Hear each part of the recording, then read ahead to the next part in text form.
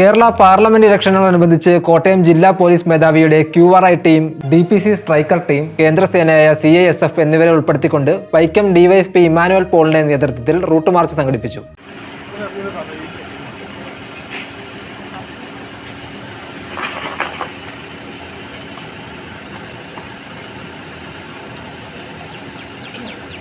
Parliament തെരഞ്ഞെടുപ്പ് ഒരുക്കങ്ങളോടനുബന്ധിച്ചാണ് സംസ്ഥാന police സേനയും കേന്ദ്രസേനയായ CISFും സംയുക്തമായി റൂട്ട് മാർച്ച് സംഘടിപ്പിച്ചത്. വൈക്കം വടക്കേനടയിൽ നിന്ന് ആരംഭിച്ച റൂട്ട് മാർച്ച് നഗരം ചുറ്റി ബീച്ച് മൈതാനിയിൽ അവസാനിച്ചു.